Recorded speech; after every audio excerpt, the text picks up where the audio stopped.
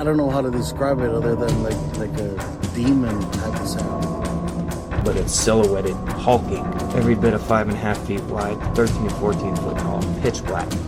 The one thing that ran through my mind when I had this encounter was I don't have a big enough gun.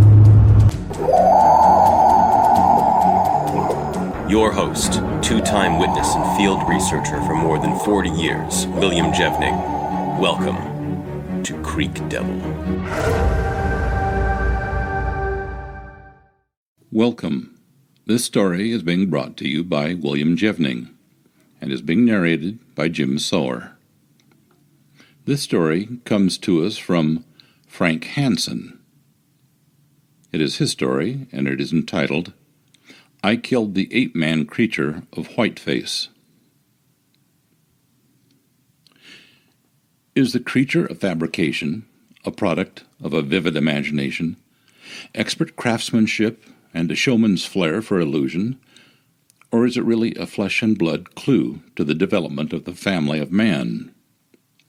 Wanted, dead or alive, the abominable snowman, also known as Yeti, Oma, Almasty, Sasquatch, and other aliases. The fugitive is a two-footed mammal known scientifically as Homo pongids, or ape-like man. Suspect has been identified as a missing link between the ape and modern man. Eyewitnesses have reported that he closely resembles the Neanderthal species of subhuman. Suspect is described as follows. Height, 6 to 9 feet. Weight, 250 to 800 pounds. Complexion, wind-burned and ruddy. Dress, suspect's body is covered with 1-inch long reddish-brown hair except for portions of the face, hands, and feet. He has been seen in the Himalayan mountains, in Russia, United States, and Canada. If some persistent hunter should capture such a creature, we might expect that fame, fortune, and a footnote in scientific history would be his reward. The enigma of the missing link has plagued scientists of the Darwinian theory for many years. The actual body of an ape-man specimen would end this controversy and prove the existence of the abominable snowman. The rewards would be considerable. Through pure chance and random circumstance, I obtained the body of such a creature. 2 world-renowned scientists examined the corpse and declared it was a genuine ape-man creature, scientifically identified as Homo pongids. Belgian scientist Bernard Heuvelmans declared, for the first time in history, a fresh corpse of a Neanderthal-like man has been found. It means that this form of hominid, thought to be extinct since prehistoric times, is still living today. The long search for rumored ape-men or missing links has been successful. Heuvelmans' associate, author and scientist Ivan Sanderson reported in a national magazine that the creature was the genuine article. This was no phony Chinese trick or artwork. When the newspapers published articles on my specimen, I was astonished, and then concerned to discover the creature was labeled a hoax by the prestigious Smithsonian Institution of Washington, D.C. To my knowledge, no member of the Smithsonian scientific staff has ever examined the specimen described by Dr. Heuvelmans and Ivan Sanderson. I became extremely nervous when the newspapers in both the U.S. and England pointed out that, if this creature is real, then there may be the question of how and why it was killed.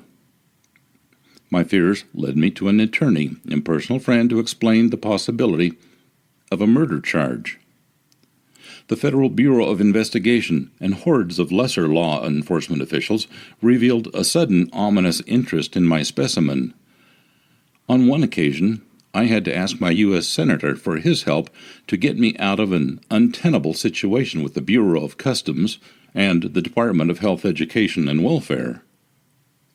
My dreams of recognition from the scientific community have vanished. My attorney adequately summed up the situation one morning.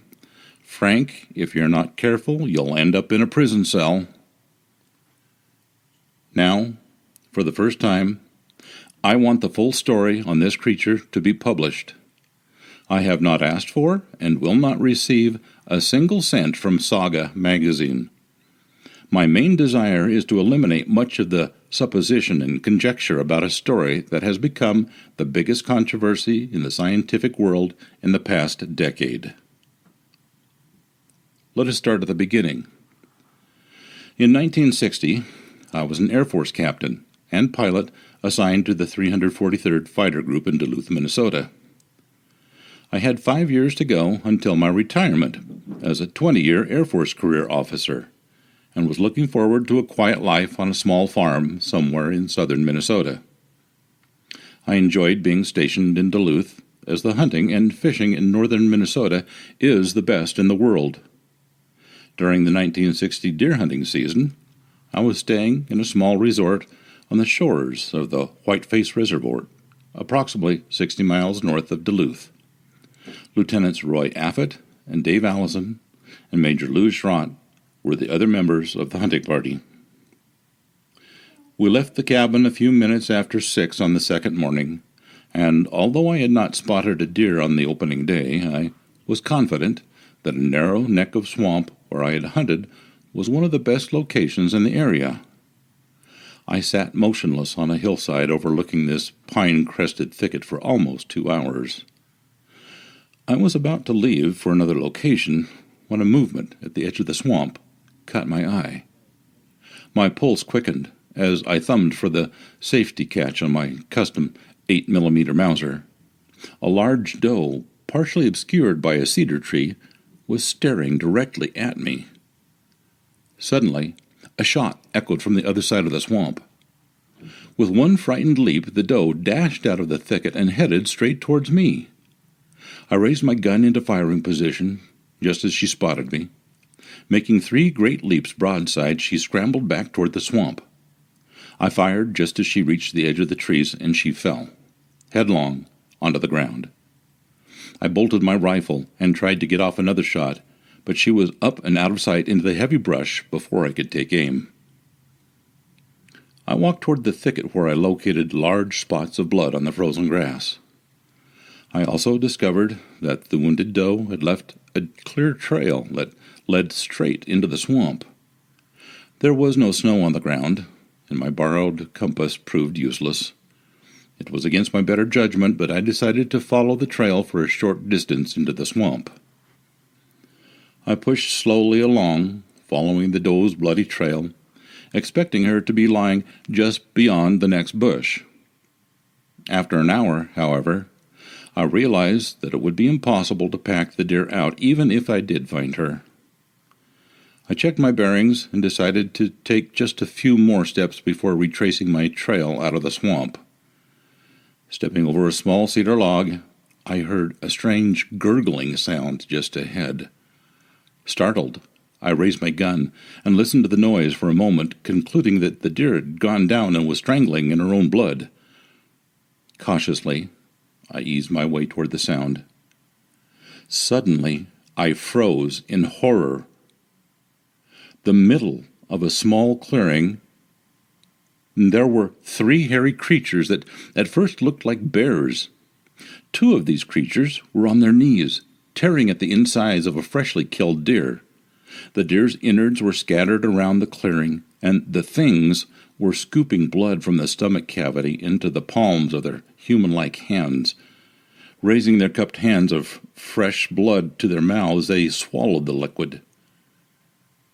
Without warning, the male leaped straight up into the air from his crouched position.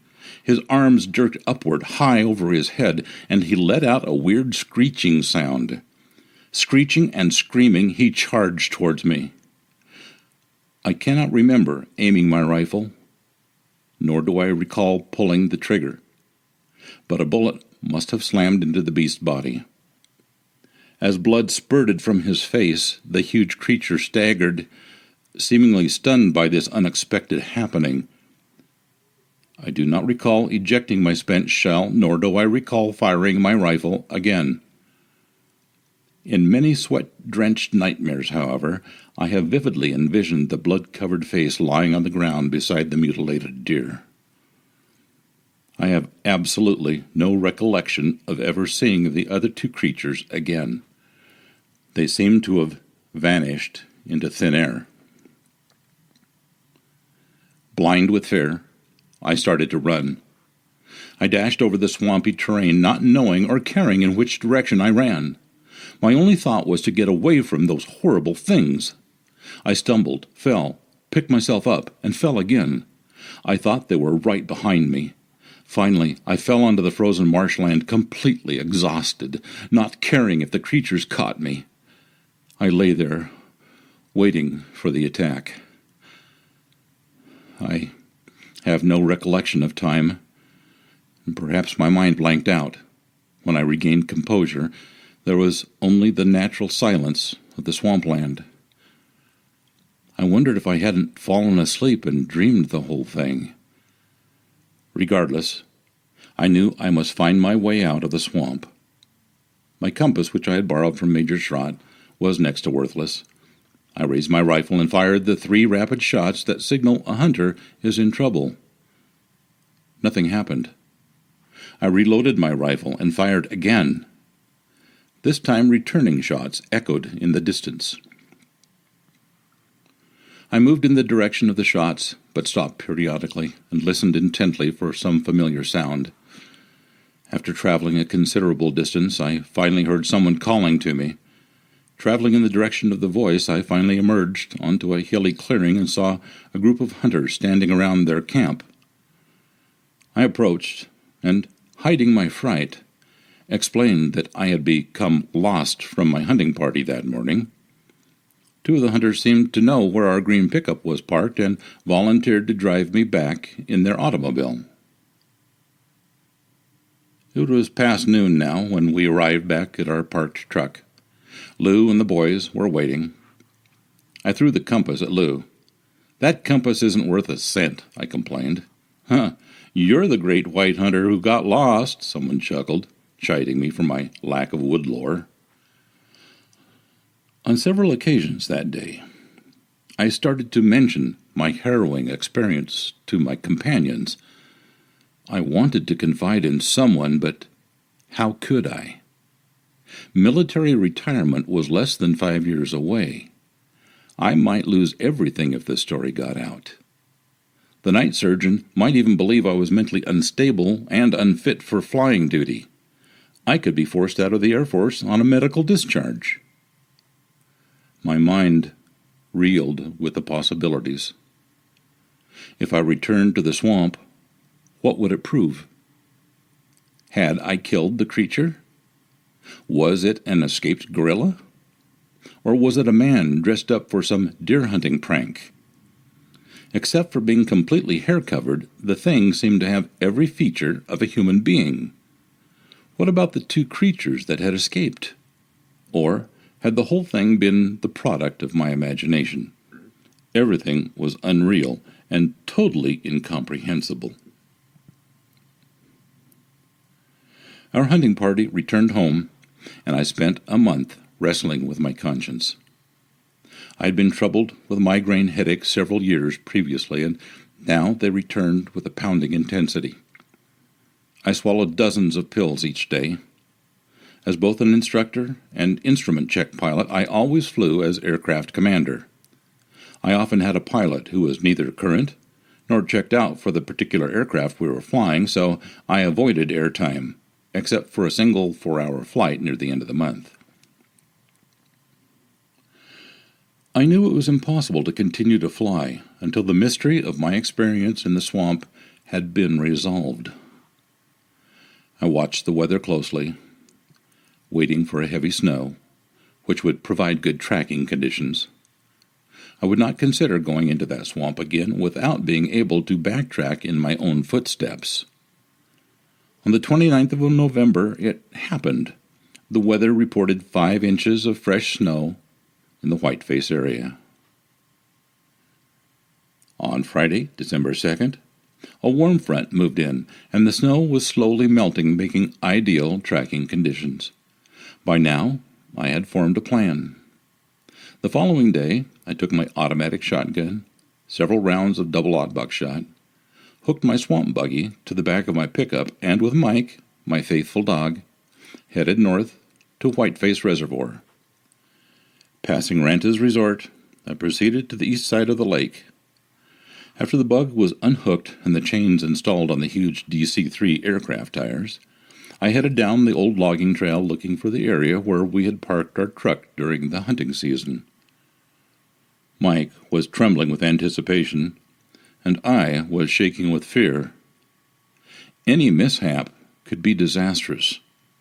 It seemed doubtful that any other human would enter this portion of the woods for the rest of the winter. I was also aware of the possibility of encountering one or more of the things, and not knowing what to expect created a fear that was almost causing me to turn back. The bug ran beautifully as I inched through the soft snow, so I turned my attention to searching for a familiar landmark. After making several lucky guesses at Y's in the trail, I suddenly recognized the small clearing where the truck had been parked. Again, almost uncontrollable fear gripped me as I parked the bug. My heart raced wildly as I pulled my shotgun from the rack and headed for my old stand overlooking the swamp. The old trail that had been taken by the wounded doe was covered with snow, so I inched in a general direction toward the scene. It was difficult to walk, as small logs covered with snow acted as built-in obstacles. I was constantly on the alert for tracks in the melting snow. Once I fell across a snow-covered log and just remained there to rest for a few minutes. Mike, working in his usual circle, jumped a browsing deer that came crashing through the thicket. My heart leaped into my throat. I was ready to run when Mike started to dig at the body under the snow. I realized then that the events of that horrible day a month earlier had been real. I staggered to my feet, called Mike to my side, and spent several minutes staring at the huge, hairy body. Finally, I brushed the snow away from the head and noticed that one eye seemed to be completely missing. But there was so much frozen blood it was impossible to tell for sure. The face was not covered with hair, but the neck, shoulders, and stomach were caked with frozen blood. The creature's left arm was twisted under the body, but I compared the right hand with my own. This hand appeared identical to mine, except it was twice as large. As I was inspecting the creature, my fear suddenly vanished. I was now convinced I had not killed a true human being, but something similar to man, perhaps some freak of nature. Maybe it was a mutant of some type. I examined the poor creature and realized it was in a perfect state of preservation. I also noticed that the dead deer had been completely devoured by predators. Why hadn't these predatory animals eaten the flesh of the hairy thing? There was indeed a mystery surrounding this freak.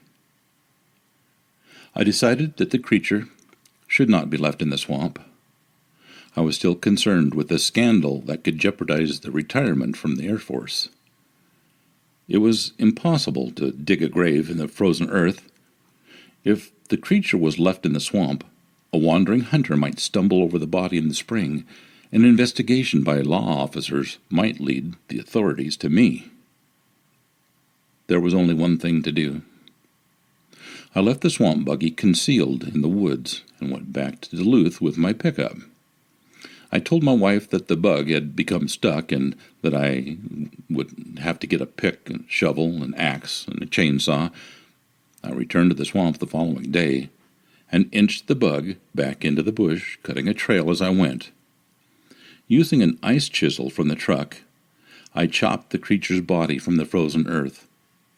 Loading that hulk onto the rear platform of my swamp buggy was one of the most difficult experiences of my life. The body was rough, dead weight, and was frozen solid. Finally, the icy form was laid out on the platform, and I snugged it down with cargo straps that were standard equipment in the bug. When I reached the pickup, I struggled to transfer the monstrous form to the truck bed. Again, the nylon straps were indispensable. It was after dark when I pulled up to my home in the suburban military housing area of Duluth. My wife, Irene, was almost hysterical when she saw the gigantic corpse. I was now beginning to accept the creature, and finally, I convinced her of the seriousness of my experience. "What do you plan to do with the thing?" she asked, fearfully staring at the ape-like form.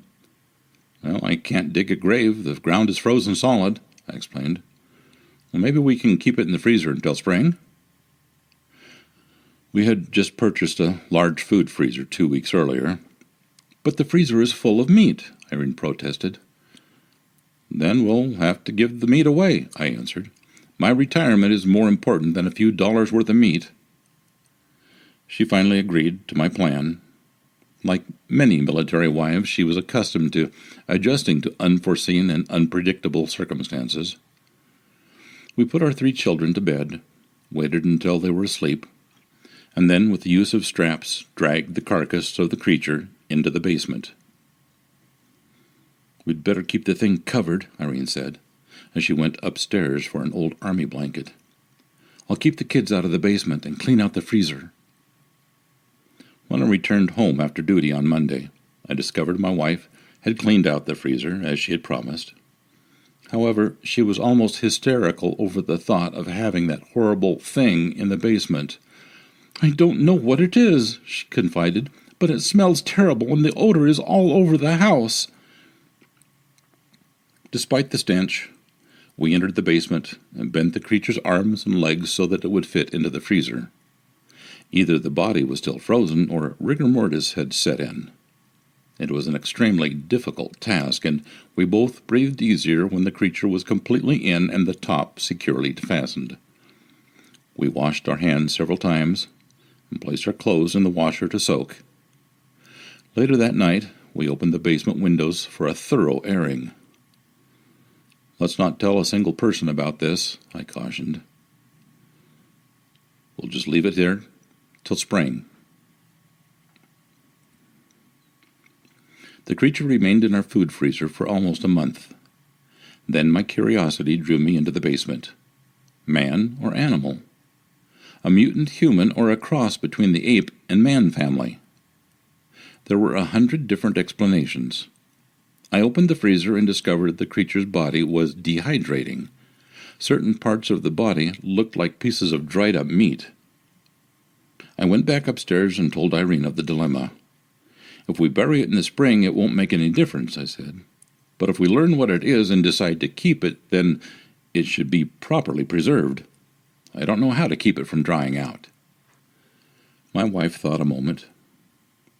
"Remember those Canadian lake trout that we kept for 2 years? We froze them in ice water and they stayed fresh. Perhaps the thing could be preserved that way. It's worth a try." We started by pouring 20 gallons of ice water into the freezer each day. The job was completed within a week, and our incredible secret was now encased in a solid block of ice, safe from prying eyes and freezer burn. To make certain that no one could open the freezer, the door was locked and I kept the only key. When the spring thaw arrived, I was faced with another dilemma. It would require several days to melt the ice around the creature's body, and, in the process, the basement of our home would be filled with an odorous stench. I was also concerned about the danger of burying the thing.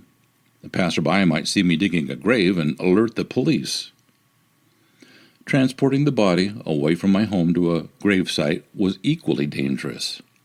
I envisioned a traffic accident, with the smelly creature tossed out on the pavement and a police officer staring at me as I fumbled for some rational explanation. My wife was now accustomed to having the creature in the freezer, so I decided to leave it in the basement and not press her luck. In the summer of 1961, we purchased a farm near Rolling Stone, Minnesota. In preparation for my retirement, we agreed that the family would move to the farm at that time and I would commute on weekends. I could not risk allowing a moving company to transfer our freezer, so I rented a U-Haul truck and moved all of our furniture by myself. Friends helped skid the heavy, meat-packed freezer out of the basement and into the truck. A couple of fellows asked why I didn't remove the meat first, but I explained that I wanted to keep it cold inside for the long trip to the farm. Besides, I couldn't seem to locate the key in all the confusion of moving. The trip from Duluth to Rolling Stone took 7 hours, and the top layer of ice had started to melt. Friends and relatives again assisted in unloading the furniture and skidding the heavy freezer into the basement. I breathed easier when it was safely situated in the utility room of our remote farmhouse. I could not get by until retirement without fear of exposure. I was concerned that the power failure might occur, so I purchased a standby generator to cope with such an emergency. It was also gratifying to know that it could now be buried at any time in our back 40 without fear of being seen. In November 1965, I retired from the Air Force after completing 20 years of active service. I joined my family at the farm and quickly became disillusioned with the inactivity of life. I now had plenty of opportunity to read, and for the first time became acquainted with the many stories and legends about the so-called abominable snowman. The more articles I read, the more certain I became that the thing in our freezer was a type of snowman. I now began to make discreet inquiries about the statute of limitations on murder and learned that there was no time limit in the state of Minnesota. Because of this, the decision was made to just sit tight with our specimens safely in the freezer for a while longer. In December 1966, I happened to meet a veteran showman who quickly recognized my boredom of civilian life and suggested that I become a full-time showman by exhibiting a rare old John Deere tractor that I had acquired and loaned to the Smithsonian Institution. It had been returned to me from Washington, and I was showing it on highly selective basis. Take your tractor on a full-time circuit of major fairs. You won't get rich, but you'll have fun and discover a whole new world out there, he said. Suddenly, a thought dawned on me. Hey, would some sort of a frozen hairy creature resembling a prehistoric man make a good attraction? The showman almost choked. It's a great idea, but where would you ever get such a specimen like that? Perhaps I could get one made, I said, not being able to divulge my secret. I returned home with only one thought in mind and immediately consulted with my attorney concerning the legalities of exhibiting the creature. He listened with amusement until I drove him to my farm and opened the freezer. He stared down into the cloudy ice with horrified fascination. Later, we discussed the legal aspects. There's always the possibility of a murder charge if this thing is judged to be human, he informed me. There are also laws concerning the transportation of dead bodies. I can see all sorts of legal difficulties. Well, I'm convinced the creature would make a great exhibit, I said. Isn't there any way to do it by creating a model? He lit another cigarette and thought a moment. You have the original body. The authorities will be after it because this thing is the scientific find of the century. However, it might be possible to create a model, as you suggested. Maintain a record of the model's construction, but show the real creature instead. If the officials pressure you, it's a small matter to produce photos of the model taken during different phases of fabrication.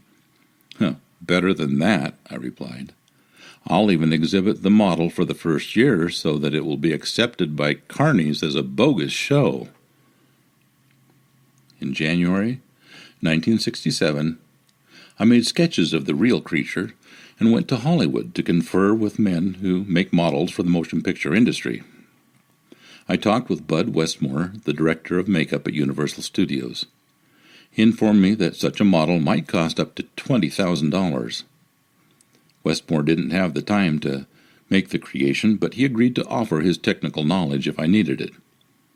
He also agreed that it would be a challenging endeavor. I then consulted with a staff member of the Los Angeles County Museum. He suggested that I contact Howard Ball, an independent artist who was creating life-size fiberglass elephants to be displayed at the La Brea tar pits. I later engaged Ball to sculpture the carcass and mold the body. John Chambers, a makeup artist and Academy Award winner from 20th Century Fox, suggested that a small wax studio in Los Angeles could implant the hair according to my specifications. I approached Pete and Betty Coral. They agreed to do the work and implanted each hair individually with an open-end needle. I constantly directed this portion of their work, and it was magnificent. They were great artists and a pleasure to deal with. By the time the model was completed, I had another worry. There was no guarantee that any exhibit would make money on the fair circuit, yet I had spent several $1,000s, some of it borrowed, to obtain the model. Despite my misgivings, I enlisted the aid of a friend in Pasadena, and we added the finishing touches to make it look as close to the specimen in my freezer as possible. The bloody eyes, broken arm, and the blood-soaked hair was carefully duplicated to match the original. It was now time to freeze the ice around the model, and this presented a few humorous moments. I rented a cold storage room from a Los Angeles ice company, and at 8 a.m. one sunny morning, I pulled in with my monstrous creation in the rear of my station wagon. A stunned executive happened to stroll by and did several double takes. "Where are you going with that thing?" he stammered. "Well, I've rented a storage room for a few days," I explained. "In our company?" He stared at the model and twisted his hands in anguish. "My gosh, was that a living thing? This is a food processing plant. Get that thing out of here before a government inspector sees it." Later, I arranged to ice down the model at a privately owned locker plant that had recently shut down. The final phases of my creation were completed there. I placed the model in a refrigerated coffin designed especially for the exhibit. This was done with heavy straps and a rented forklift. The coffin was transported in a special show trailer to Los Banos, California, arriving just in time for its debut with the West Coast shows. On the 3rd of May, 1967, the exhibit was opened to the public for the first time as a "What is it?" type of show. "Where did it come from?" curious spectators inquired. "Well, it is claimed to have been found by some Chinese fishermen in the Bering Straits," was my stock reply. My cover story had been created in advance and worked very well, so I stuck to it for the next 2 years. As I continued along the fair circuit that year, I readily admitted to other showmen that this was a creation. All agreed it was a compelling attraction, but the model contained too many imperfections to fool anyone with an expert knowledge of anatomy. Our tour continued until November 1967, when we closed at the Louisiana State Fair and returned to our farm home in Rolling Stone for the winter. By March 1968, I had convinced myself that it was safe to substitute the real specimen for the coming fair season. I cut off refrigeration to melt the ice from both specimens and made the switch using my farm tractor loader and an I-beam. I worked the creature into a position closely resembling the model by cutting the tendons in the arms and legs. I then started the difficult task of creating ice around the specimen. "Well, this will be the greatest exhibit to hit the fair circuit," I said after the job was completed. "Even a trained scientist would be shocked to see this." The 1968 season was one of the most remarkable in our history. Physicians, professors, and college students came from everywhere to see the exhibit. All pondered on the possibilities of a true missing link. At the Oklahoma State Fair, one prominent surgeon visited the exhibit 9 separate occasions. Each time, he brought a different colleague. Even a high official of the state of Oklahoma tactfully suggested that we were not promoting our exhibit fully by showing it on the fair circuit. At the Kansas State Fair, the county pathologist was so intrigued that he sent many of his associates to see the creature. Apparently, the exhibit was brought to the attention of Ivan Sanderson and Bernard Heuvelmans by one of their colleagues. They called and asked permission to examine the creature. This was a grave mistake on my part. Both men were visibly impressed, but made no mention of releasing a scientific report. However, Dr. Heuvelmans published an article on the Homo pongids, the ape man, in a February 1969 bulletin of the Royal Institute of Natural Science of Belgium. The long search for the rumored live ape man or missing link has at last been successful, he reported. Ivan Sanderson published an article in the May 1969 issue of Argosy magazine. Let me say simply, he wrote, that one look was actually enough to convince us that this was, from our point of view at least, the genuine article. This was no phony Chinese trick or artwork. If nothing else confirmed this, the appalling stench of rotting flesh exuding from a point in the insulation of the coffin certainly did. My problem started again with the publication of Heuvelmans' article. It seemed as if every newspaper, radio station, magazine, and television station in the world wanted to verify the existence of the creature. Calls poured in each day from London, Tokyo, Berlin, Rome, and scores of American cities. The Smithsonian Institution requested permission to inspect the carcass. This request was promptly refused. Dozens of scientists asked permission to remove a core sample of the creature. Biologists wanted hair and blood samples. Heuvelmans had stated in his article that it appeared that the creature had been shot. Newspapers began to speculate on the possibility that law enforcement authorities should investigate the manner in which I obtained the creature. If the body is that of a human being, there is the question of who shot him and whether any crime was committed, an article in the Detroit News reported. With these events swarming into my life, I became a regular visitor to my attorney's office. His advice was clear-cut and direct. Frank, you had better substitute the model for the real specimen and then take off for a long vacation. This sounded like good advice, so I made arrangements to make the transfer in a cold storage warehouse. The original specimen was put into a refrigerated van and sped to a hiding place away from the Midwest.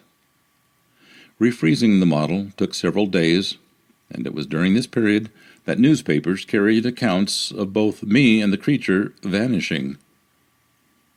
During the past few months, I have been pressed for the conditions or circumstances under which I would consider giving the specimen up for scientific evaluation.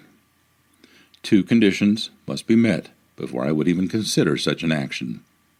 1, a statement of complete amnesty for any possible violation of federal laws. 2, a statement of complete amnesty for any possible violation of state and local laws where the specimen was transported or exhibited during the 1968 fair season. There will surely be skeptics that will brand this story a complete fabrication. Possibly it is. I am not under oath, and should the situation dictate, I will deny every word of it. But then no one can be completely certain unless my conditions of amnesty are met. In the meantime, I will continue to exhibit a hairy specimen that I have publicly acknowledged to be a fabricated illusion, and leave the final judgment to the viewers. If one should detect a rotting odor coming from the corner of the coffin, it is only your imagination. A new seal has been placed under the glass, and the coffin is airtight. The story was published in Saga magazine, July 1970, and the story is written by Frank Hansen. Thank you for listening. Welcome This written story is being brought to you by William Jevning and is narrated by Jim Sower. The following was written by Dr. H. A. Miller, who died in 2005. Born in New England, December 12, 1909. I was the first and only child of Christiana and Arthur Miller. My mother died in childbirth, and I was subsequently raised by my father until remarried to a French woman when I was 12 or 13 years of age. Soon after their marriage, she bore a baby girl. I finished my high school education while living with my father, stepmother, and half-sister. I remained in New England for my undergraduate work. I thoroughly enjoyed the outdoors, the ocean, and forestry. My undergraduate studies focused on forestry and land management. While in my junior and senior year, I was employed by the federal government. I worked at Lockwood Farm, part of the Connecticut Agricultural Experiment Station. I learned about hybridization and agriculture and enjoyed the hard outdoor work in the cornfields. I began to find great interest in the scientific workings happening with corn seed at the time. I completed an additional year in forestry science and graduated in 1930 with an A.B. from Yale University and an M.F., Mastery of Science in Forestry, in 1931. I labored at Lockwood Farm for a few years and gained great interest in science and medicine. By this time, I did hope to attend medical school and become a physician. I expeditiously applied for medical school and was accepted to Harvard and began my medical training in 1938. Graduating from Harvard Medical School in the early 1940s, and I completed residency and fellowship at Harvard and began a very specialized career at the time in orthopedic forensic surgery, Massachusetts General Hospital, MGH, in Boston. Because of my previous work with the USDA, I was quickly employed by the federal government. My early years as a physician related mostly to providing medical support to various employee types, firefighters, etc., within the USDA/FS. I also became the forensic expert and anatomist for the USDA and was called to examine most major accidental deaths of USDA-FS servicemen. Due to my interest in genetics and early experiences in agricultural hybridization, I was assigned to scientific teams which investigated the physical nature of genetics. Our early experiments determined that DNA is the component of the chromosomes where genetics should be studied. This, along with the efforts of several other scientists, led to the discovery of the double helix structure in the early 1950s. It was at this time that several of our team members were called to Bandera County, Texas, where the forestry scientists, biologists assigned to Edwards Plateau, reported the dead bodies of a strange type of human. The first reports I received were speculating that they were feral humans from the local Comanche Indian tribes. The bodies were supposedly found in or around one of the massive caves within the Edwards Plateau area. When I arrived in Texas, I was surprised to find 3 bodies, 1 adult female and 2 female juveniles. I examined them, as I typically would any human subject, but to my dismay, one of the creatures still seemed to be alive.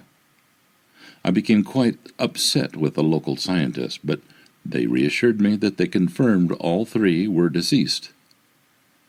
After further investigation, I found that these creatures were not human. They, in fact, had a remarkable rapid reparative process, hence the reason one of the creatures seemed dead, but in fact was regenerating to some degree. Unfortunately, the restorative abilities of the creature were not enough to keep it alive. They were massive in size and distinctly a new primate species unknown to science at the time. I spent years studying these creatures, which are scientifically known as Cebidotelidae, confirming that they were most certainly not human. They were definitely of primate origin, but with traits seen in various species of primate, most of which were New World monkey. Cibaditilidae found in the San Antonio, Texas area very much howl like a howler monkey, quite frightening to hear at night. At one point early in my analysis, I found a great deal of similarity between these Bigfoot creatures and the howler monkey. That was until 1962.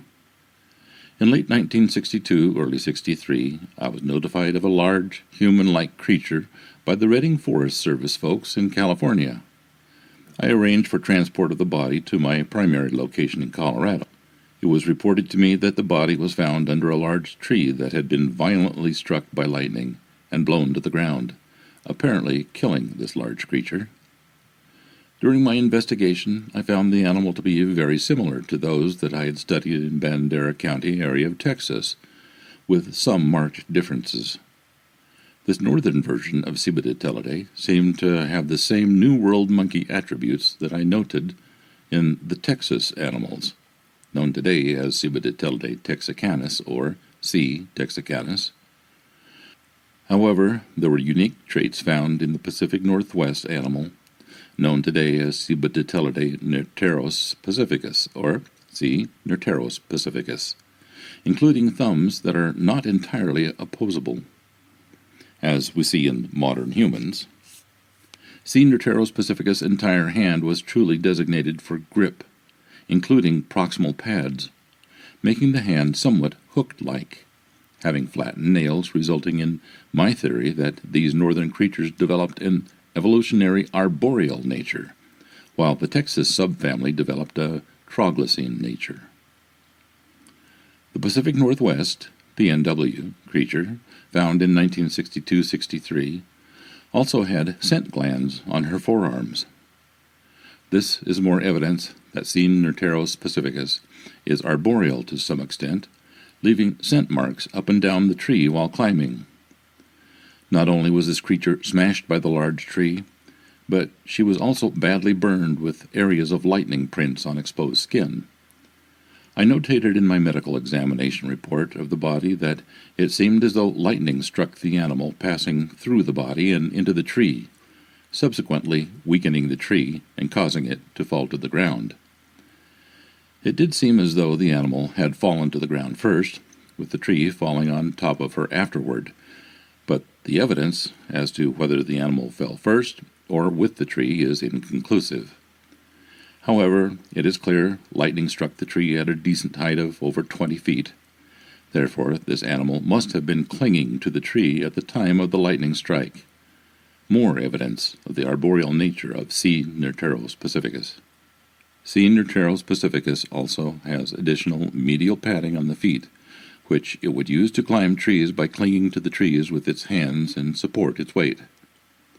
Both the C. nerteros pacificus and C. texicanus have oversized lower jaws. Both the C. nerteros pacificus and C. texicanus have oversized lower jaws, including massive sternocleidomastoid musculature. This must have been due to their rugged diet, and moreover, their need to crush bones. Their lower dentum at first looked as a second row of molars, but after years of research and examining the dead bodies of these animals, I have found that the lower molars are simply oversized and fused, resulting in massive bone-crushing tools. Due to their jaw size and bone-crushing dentum, it is also clear that all subfamily of this creature are omnivorous, predaceous, and opportunistic. We did find that the female killed during the Columbus Day storm was pregnant with monozygotic embryos. All female Cibaditilidae bodies I have investigated throughout my career that have been pregnant have monozygotic embryos. This again incorporating additional evidence of a New World monkey relationship. Due to my investigation of the 1950s bodies in Texas, the 1960s Pacific Northwest Columbus Day storm body, I submitted to the Department of Agriculture that this is a new Platyrini species and that a new family under the parvorder should be created. Fellow scientists of mine disagreed, given the fact that the creatures were examined in both cases were obviously bipedal and Catarrhini in terms of their nostrils, facing downward, Old World monkeys. However, the juveniles that we have examined are much more Platyrrhini in terms of nostril breadth and position. I won the debate in the end due to the fact that no evidence thus far demonstrates that these creatures crossed over from the Old World, but are simply New World monkeys adapting to their various staged areas within North and South America. I have since retired, and I know of some new University of Utah and Idaho-based scientists who understand the genetics a bit better.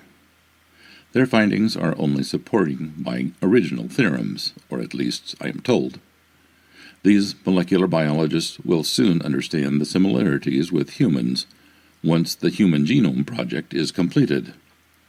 As a result, I still refer to the sasquatch species as Cibaditelidae with the following subfamilies: Cibaditelidae arctos, Cibaditelidae nerteros pacificus, Cibaditelidae somphos, Cibaditelidae americanus, Cibaditelidae texicanus, and Cibaditelidae amazonia. Any of these species found outside the New World must have originated from and migrated out of the New World. All of my experience with this primate has been post-mortem, save a few unique experiences in the wild. To my knowledge, a live specimen has never been captured except for once in Northern Research Station in California. However, the animal did not survive in captivity and died after only several days. I, of course, examined the body. There were many rumors that this captured Sasquatch was somehow magical and could shapeshift, and that is why it couldn't be found. The truth is, the folks at Northern Research Station were very devastated and embarrassed that this live specimen died so quickly after being in captivity. So no, they are not magical. They are highly intelligent primates. Having one die in captivity is a very difficult thing to watch due to the human nature and feeling about the species. In reality, captivity will never be realistic for Cibaditelidae because of their size and complex brains.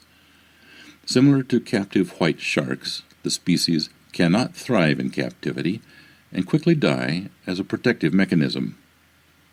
I've spent a great deal of my career as an expert for the federal government concerning Cibaditelidae and throughout the world, including the bodies recovered in the 1980s due to Mount St. Helens eruption. We made many recommendations to protect the species, but the DOI has constant concern regarding the impact of such a decision due to the vast number of areas this species inhabits. Such a decision would have potential negative impacts on the natural resource industry. The USFS is now working more toward creating protective wildlife refuges for Cibaditelidae. Others on the team focused on molecular genetics. The USFS and the DOI is recognizing now that the natural resource industry is not the economic center as it once was. So a final decision has been made to finalize the Class 1 identification of the species. There is a 20-year plan to incorporate all wildlife protection areas throughout many areas of the United States to ensure federal land protection for Cibaditelidae, starting with California, Colorado, Idaho, Oregon, Utah, and Washington. I was upset by this decision because the first location the species was identified scientifically was Texas. I petitioned, and as a result, the Government Canyon State Natural Area will be protected, opened to the public, and expanded in Bexar County, Texas.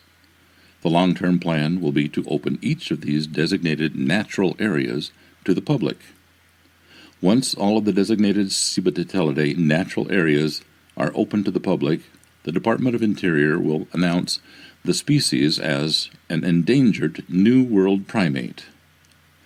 I am not sure if this will happen, and the Government Canyon State Natural Area will not be open to the public until 2005, and then expanded later in 2009, and then again in 2012. This will all be happening long after I'm dead, I'm afraid. I am currently still living in Colorado, and I have attempted to journal my experience with the discovery of this new, massive primate. The species is amazing, powerful, and deadly if angered. Like any animal, it will protect itself, its food source, and its young at all cost. Artiodactyla, or hoofed animals, are Cibaditelidae's primary food source. It is imperative that the federal government continue to designate natural areas. Otherwise, a scarce food resource available to Cibaditelidae will result in more opportunistic feeding behavior and closer interaction between humans and Cibaditelidae. These creatures and human beings simply do not coexist. This was written by H.A. Miller, M.D., Ph.D. He was influenced by the writings of anatomist Dr. Thomas Dwight, among which includes Frozen Sections of a Child, 1872, Clinical Atlas of Variations of the Bones of the Hands and Feet, 1907, and Thoughts of a Catholic Anatomist, 1911. This concludes the reading of Dr. H.A. Miller.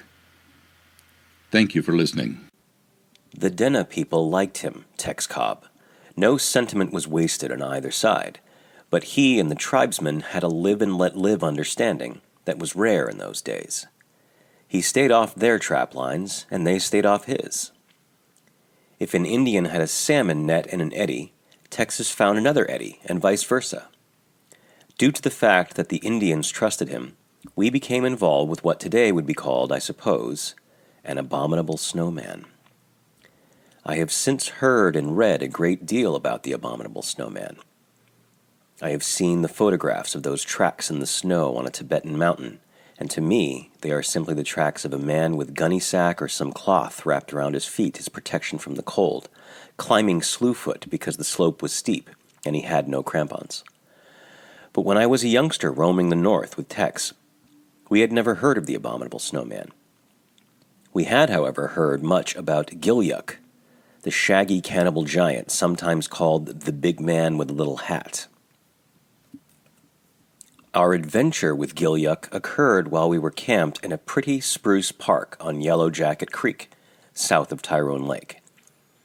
We had spent the entire summer on this mountain, girt Nelchina Plateau, wandering about in aimless nomad fashion. Tex said we were prospecting and looking for fur sign. Maybe we were. He always had to have an excuse for enjoying the country, a commercial excuse if he could think of one.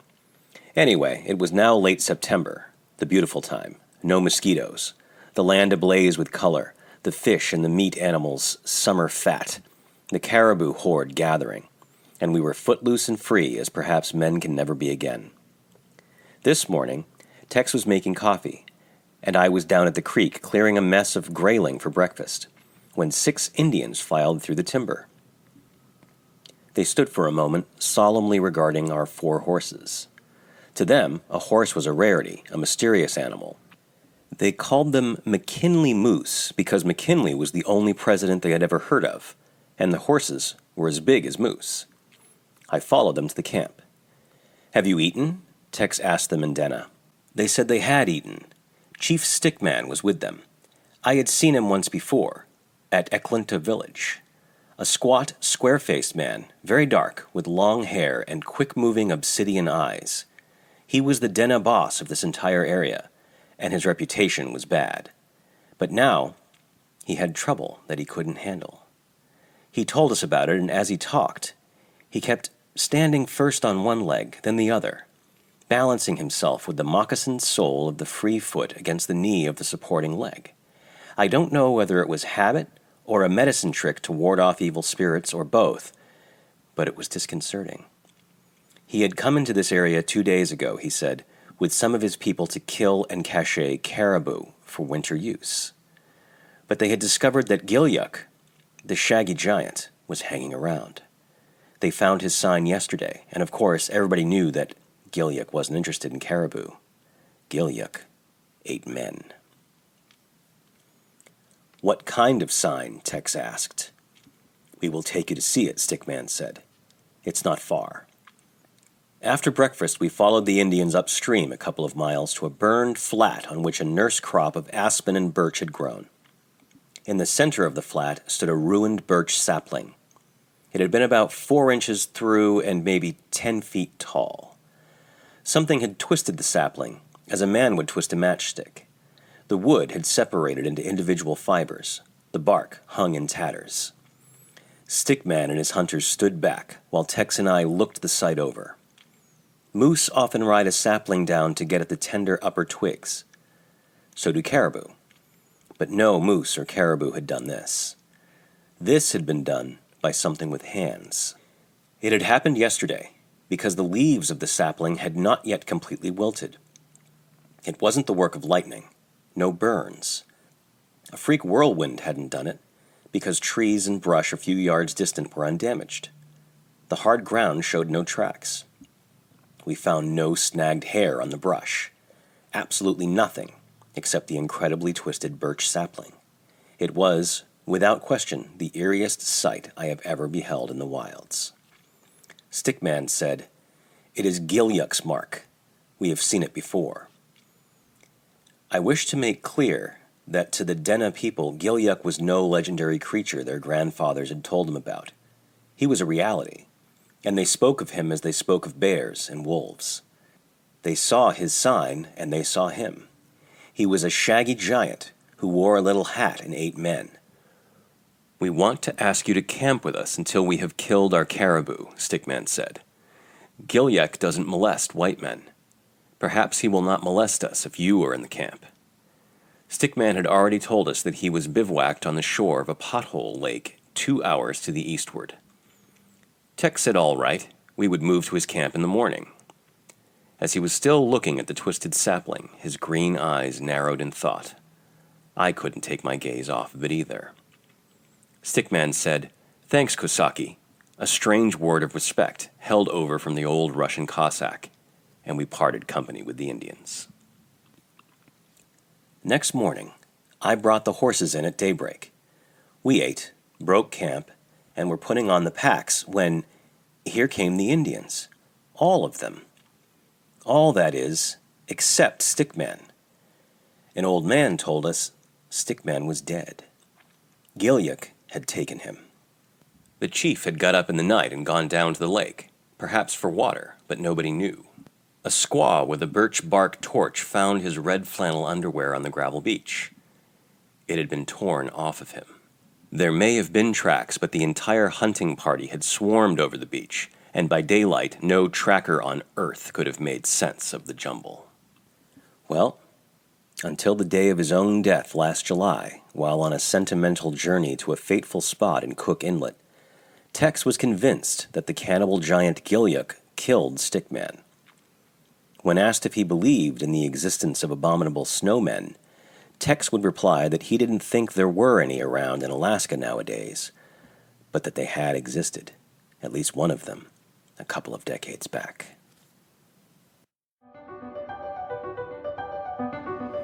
Thanks for listening to this episode of Creek Devil. If you or anyone you know has had an encounter with these creatures, please contact us at williamjevning@yahoo.com. That's William, Jevning @yahoo.com. All communication is confidential. Join us for another program next week. And until then, keep your eyes open out there.